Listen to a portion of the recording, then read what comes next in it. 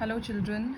So today we will be starting the topic behavior of cost in the short run.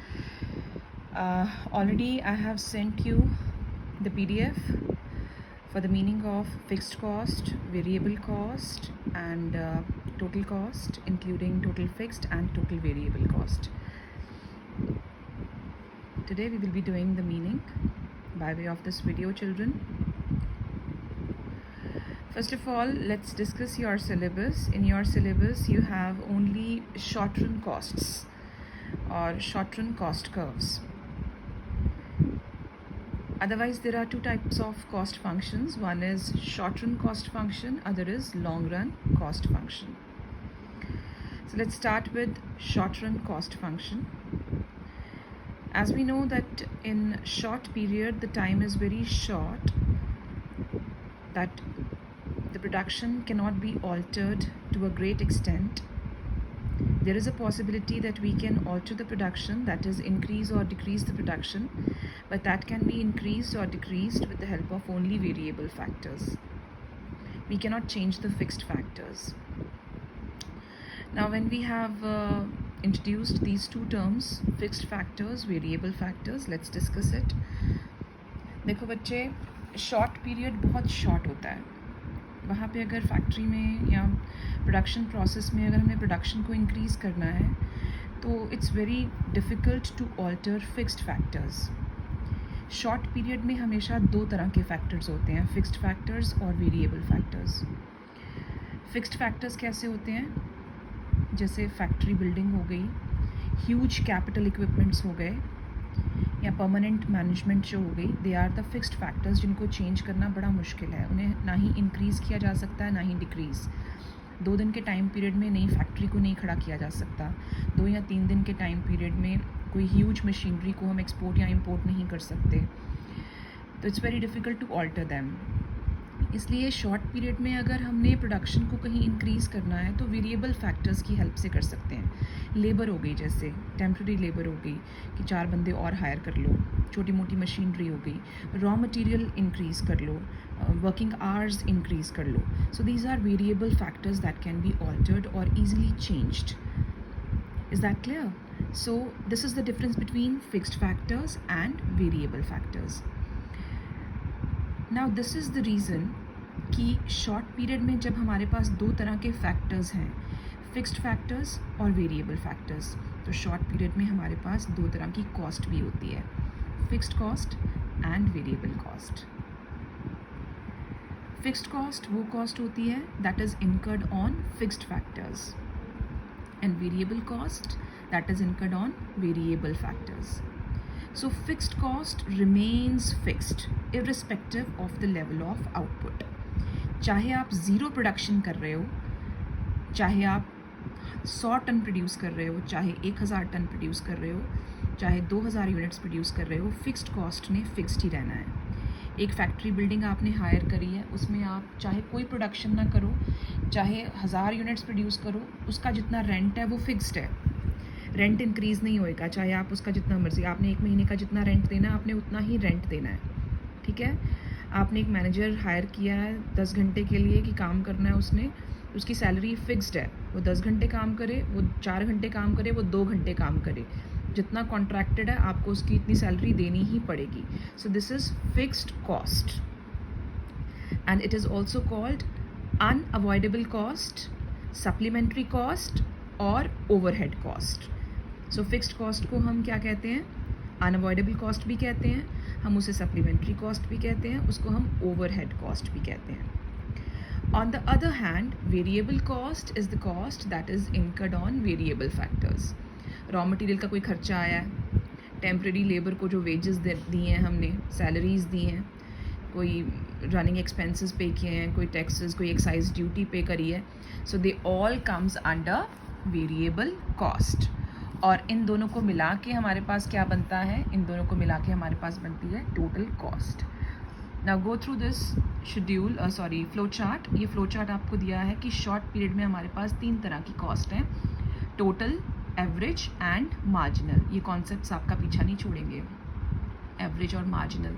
I think +1 से utility से चले आ रहे हैं और आगे भी चलते रहेंगे. So total, average and marginal, ये 3 तरह की कॉस्ट हैं. Total cost is further of 2 types और it contains total fixed cost and total variable cost. उसी तरह एवरेज कॉस्ट किससे बना है? Average cost is the summation of average fixed and average variable cost. Average fixed और average variable को बना के हमारे पास बनती है एवरेज कॉस्ट. टोटल फिक्स्ड और टोटल वेरिएबल को बना के हमारे पास बनती है टोटल कॉस्ट. ठीक है. सो टोटल कॉस्ट का मीनिंग ऑटोमेटिकली क्लियर हो गया आपको. Total cost, it means the total obligations of the firm which includes fixed and variable cost. अभी हमने फिक्स्ड कॉस्ट डिस्कस करी, incurred on fixed factors. It is called unavoidable cost, क्योंकि हम इसे avoid नहीं कर सकते. चाहे हम प्रोडक्शन करें चाहे ना करें, इसे हम अवॉइड नहीं कर सकते. तो इसे अनअवॉइडेबल कॉस्ट भी कहते हैं, इसे सप्लीमेंट्री कॉस्ट भी कहते हैं, इसे ओवरहेड कॉस्ट भी कहते हैं. On the other hand, total variable cost is temporary in nature. It varies with the level of output. ये लेवल ऑफ आउटपुट के साथ वेरी करती है. अगर आउटपुट ज़्यादा करेंगे तो ये कॉस्ट भी ज़्यादा होगी, अगर आउटपुट कम करेंगे तो ये कॉस्ट भी कम होगी. 4 लेबर हायर करोगे तो 4 को वेजेस पे करनी पड़ेंगी, 6 हायर करोगे तो 6 को वेजेस पे करनी पड़ेंगी. So that's why it is called variable cost. It varies with the level of output. ये अब हम अभी डिस्कस करेंगे जब हम इनके कर्व्स करेंगे, इनके डायग्राम्स करेंगे, इनकी शेप करेंगे इन कॉस्ट कर्व्स की. और टोटल वेरिएबल कॉस्ट को हम अवॉइडेबल कॉस्ट भी कहते हैं, प्राइम कॉस्ट भी कहते हैं और डायरेक्ट कॉस्ट भी कहते हैं. It is also known as prime cost, direct cost and avoidable cost. And last but not least, total cost. Total cost consists of both fixed and variable cost.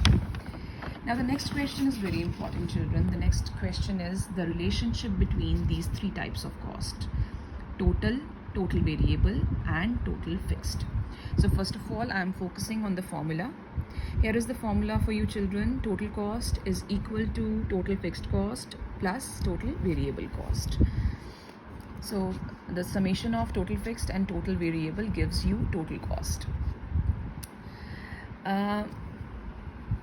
See, check this schedule. Analyze it. If you look at the figures of total fixed cost, that is the second column, TFC, total fixed cost is fixed for all the levels of output. अगर level of output 0 है तो total fix cost 0 है, अगर वो 1 है तो भी TFC 0 है, और अगर आउटपुट 6 तक पहुंच गया है फिर भी TFC 0 है. That means it remains fixed at all the levels of output. ये चेंज नहीं होती. एज आई टोल्ड यू, जितना फैक्ट्री बिल्डिंग का रेंट पे करना है उतना ही पे करना है. It remains constant. So the shape comes out to be parallel to x-axis. So here TFC curve is parallel to x-axis. It remains fixed at all the levels of output. चाहे level of output 0 है, चाहे 1 है, 2 है, 3 है, 4 है, 5 है, 6 है, it remains fixed at OA. तो ये fixed है 120 पे, इसलिए TFC curve is always parallel to x-axis. अब आप देख रहे हो TVC curve जो है, it is concave upward and concave downward. Can you see?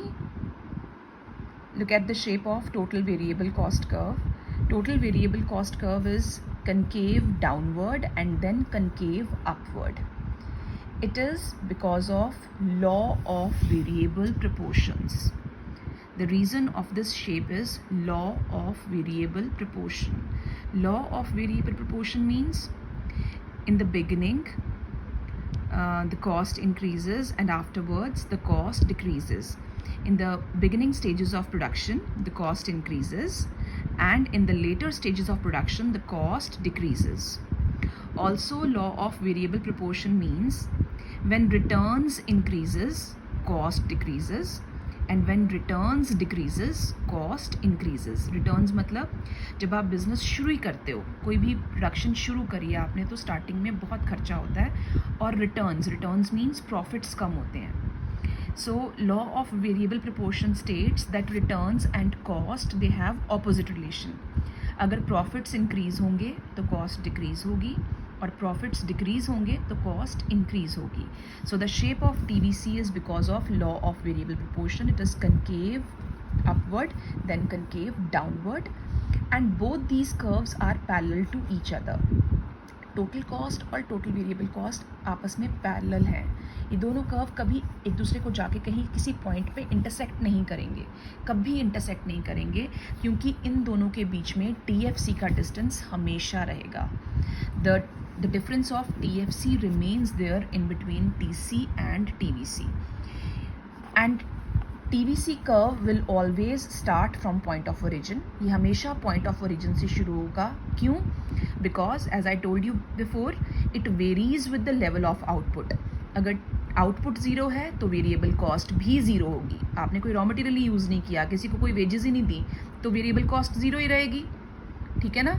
और अगर आउटपुट इंक्रीज होगा, उसके साथ साथ वेरिएबल कॉस्ट भी इंक्रीज होगी, लेकिन it will follow law of variable proportion.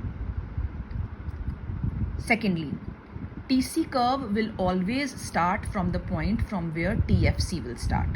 TC curve point of origin से शुरू नहीं होगा, ये वहाँ से शुरू होगा जहाँ से TFC curve शुरू होता है. बिकॉज ये भी हमने अभी डिस्कस करा, TC is the summation, SUMMATION, summation, addition. TC is the summation of TFC and TVC. ये इन दोनों की summation से ये curve बना है. Look at this. If at zero level of output, TFC is 120, TVC is 0, TC will automatically be 120 because 120 plus 0 gives you 120.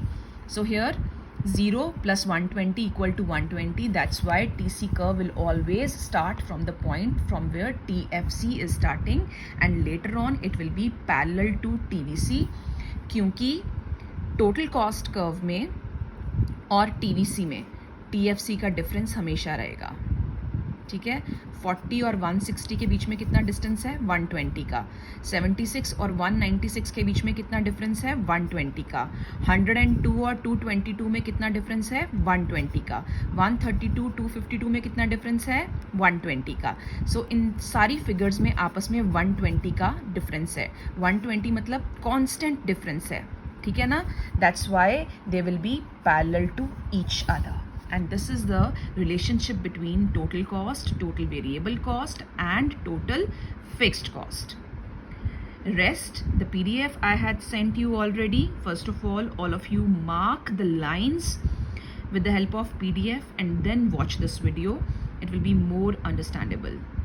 Thank you, children. Watch it carefully. Any queries are welcome anytime. Thank you. Have a safe day.